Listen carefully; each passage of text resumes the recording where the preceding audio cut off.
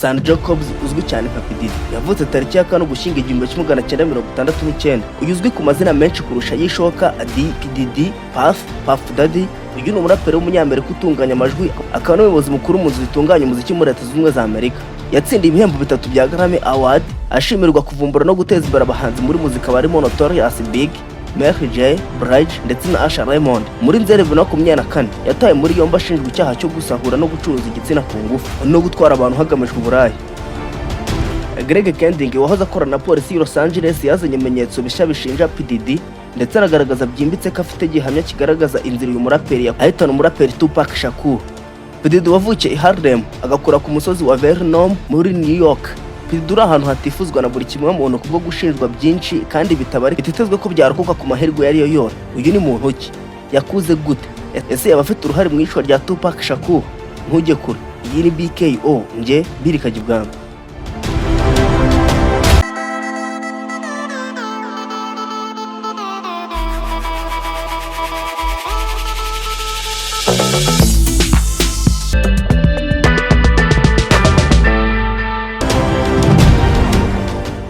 Uyu Tupac Shakur yakorwaga nk'umuyobozi ushinzwe impano muri Apple Record mbere yo gushinga label ye bwite yita Bad Boy Records mu mwaka w'1993.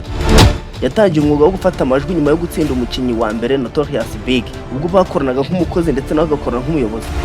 Album ya mbere ya Cobbs cyangwa se Puff Daddy No Way Out yasohotse mu mwaka w'1997. Yakiriwe neza igera kuri Billboard kandi habwa icyemezo cya Spectacle Platinum cyatanzwe n'ishyirahamwe ryandika amajwi muri Amerika. Indirimbo ebyiri zo kuri album Can't Body Hold Me Down ndetse na I Will Miss You zaje ku mwanya wa mbere zikubita Amerika yose zirayuzuza. Billboard Hot 100 nayo ni indirimbo ya mbere ya hip hop yatangiye kugera ku mbonerahamwe cyangwa se Billboard. Album ya kabiri n'iya gatatu byasohotse mu mwaka w'1994 The Forever na The Saga Continues. Album ya kabiri n'iya gatatu izi nazo zaraje zigira icyo zimukorera ku isi. Iya mbere ariyo Forever yasohotse mu mwaka w'1994 na The Saga Continues yashyizwe hanze mu mwaka wa 2001. Hejuru cyane kubwo gushyirwa ku mbonera hamwe, P Diddy cyangwa se Puff Daddy yahise ashinga itsinda rya muzika Diddy Dirty Money hamwe n'abaririmbyi ba R&B Kahem Harper na Dawn Richard kugira ngo bamurike album ye ya Latest Train to Paris. Iyi album yareze ku mwanya wa 7. Indi album Coming Home, album ye ya 5 muri studio ya Cobbs, I Love You album yashyizwe mu mwaka wa 2024. The Love Album of the Grid yashyizwe hanze muri mwaka. Album ya 5 muri studio The Life of the Grid yashyizwe hanze mu mwaka wa 2023. Yakoze nka producer mu bindi bintu bitandukanye harimo na services za MTV ikora amaband. Uyu P Diddy yatangije ubucuruzi bw'imyenda mu mwaka w'2000. Yakoze nka producer mu bindi bintu bitandukanye harimo na services za MTV ikora amaband. Uyu P Diddy yatangiye ubucuruzi bw'imyenda mu mwaka w'1998 aho yatsindiye igihembo cya Men's Wear Design cy'umwaka mu nama y'abashinzwe kwerekana imideli muri Leta Zunze Ubumwe za Amerika mu mwaka wa 2004. Mbere akaba yaranatoranyijwe mu mwaka wa 2000 Combs cyangwa se P Diddy yabaye ambasaderi w'ikirango cy'ikinyobwa cya Ciroc kuva mu mwaka wa 2004 kugeza mu mwaka wa 2023 mwaka utambutse. Uyu kandi yanashinze umuyoboro wa televiziyo ya Hezbollah mu mwaka wa 2013. Uyu P Diddy ni umwe mu bahanzi bakijijwe ndetse bakanahirwa n'umuziki. Mu mpera z'umwaka utambutse wa 2023 wahoze ari umukunzi we Kansiye Ventura maze bava mu nkiko mu mwaka wa 2024 muri Werurwe.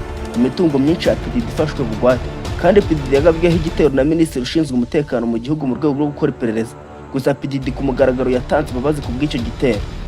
None kandi muri Nzeri 2024 yashinjwaga n'abacamanza bakuru muri Federasiyo ya Martin ashinjwa icyaha cyo gucuruza igitsina, gusahura no gushinga ikigo cy'abagizi ba nabi aho yahohoteye akangisha ndetse aganahatira abagore n'abandi bamukikije kugira ngo asohore irari rye ry'imibonano mpuzabitsina. Kubw'icyo cyaha kugira ngo arinde izina rye no guhisha imyitwarire ye yemeje ko adahamwa n'icyaha. Combs cyangwa se P Diddy ategereje kuburana muri gereza nkuru y'Metropolia i Brooklyn. Gusa Greg Kending wahoze akorana na polisi y'I Los Angeles yazanye ibimenyetso bishinja P Diddy ndetse anagaragaza byimbitse ko afite gihamya igaragaza inzira uyu muraperi yakoresheje mu guhitana Tupac Shakur.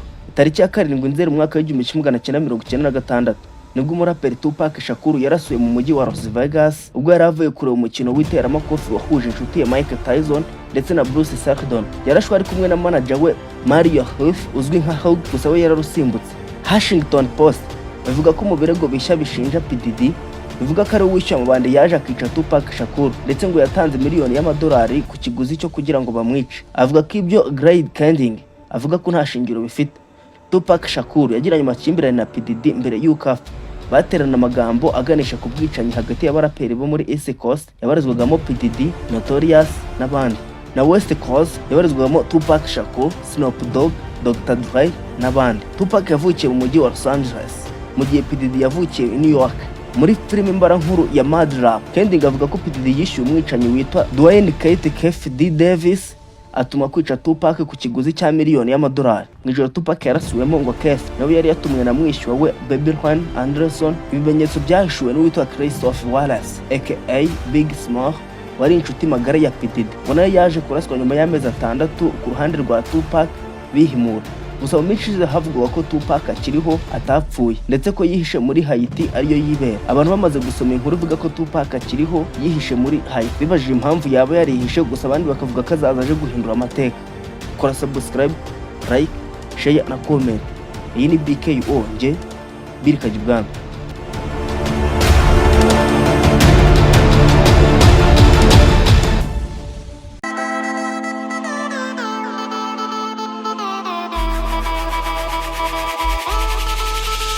We'll be right back.